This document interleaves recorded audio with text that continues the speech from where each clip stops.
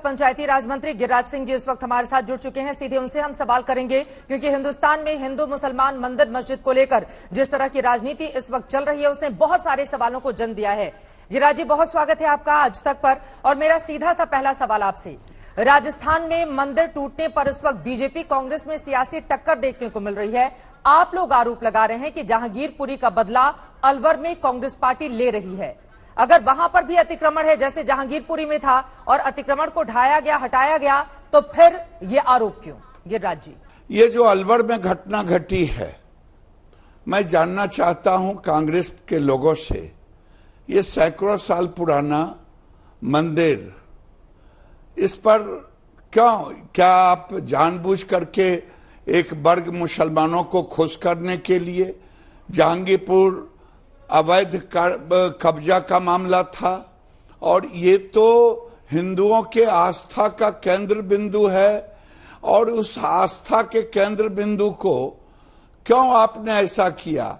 इसलिए किया कि हिंदू की सहिष्णुता को आप चुनौती दे रहे हैं। आप वोट की राजनीति के लिए आज से नहीं, आजादी के समय से, जब से देश बंटवारा हुआ और भारत आजाद हुआ, कांग्रेस वोट की राजनीति के लिए ये तुष्टीकरण की राजनीति करने का काम किया। मैं यही कहना चाह रहा हूं, कांग्रेस को इसका खामियाजा भुगतना पड़ेगा। ये हिंदुओं के सनातन धर्म को क्या खत्म कर देना चाहते हैं? मैं बार बार जब ये बात कहता हूं कांग्रेस से और देश के टुकड़े टुकड़े गैंग से, क्या भारत में हिंदू सनातन के देवी देवता, चाहे राम हो, कृष्ण हो, चाहे बाबा भोलेनाथ हो, इनको यहां नहीं पूजा जाएगा? देवी दुर्गा को यहां नहीं पूजा जाएगा? हनुमान को यहां नहीं पूजा जाएगा? तो कहां पूजा जाएगा? बता तो दे, कौन से देश में पूजा जाएगा? पाकिस्तान में, बांग्लादेश में? कांग्रेस वोट के खातिर ये अंग्रेजों से भी ज्यादा जुल्म कर रहे हैं, मुगलों से भी ज्यादा जुल्म कर रहे हैं भारत के संस्कृति को मिटाने के लिए। कांग्रेस पार्टी पर आरोप आप लगा रहे हैं, लेकिन सबका साथ सबका विश्वास का जो दावा गिरिराज जी आप लोगों की ओर से किया जाता है, तौकीर रजा जो कांग्रेस पार्टी के नेता हैं, उनकी ओर से कहा जा रहा है कि जिस दिन मुसलमान सड़कों पर उतर आएगा वो फिर किसी और के कब्जे में नहीं आएगा। उसको बेवजह टारगेट कर रही है ये सरकार, चुनकर उस पर निशाना साधा जा रहा है। तो फिर आप लोगों के सबके साथ और सबके विश्वास के दावे पर सवाल उठेंगे। तौकीर रजा के इस बयान पर आप क्या बोलेंगे?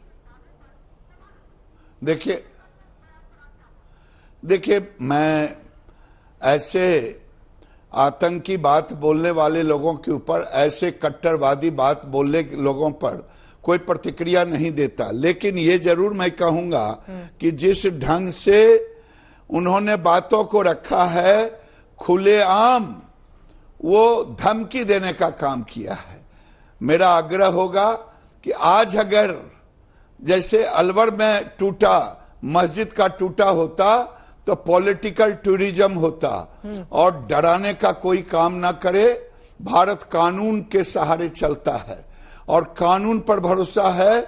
मोदी ने सबका साथ सबका विकास कहा है, जवानी नहीं कहा है। हमने घर दिया, न हिंदू सोचा न मुसलमान। हमने गैस दिया उज्ज्वला में, हिंदू सोचा न मुसलमान।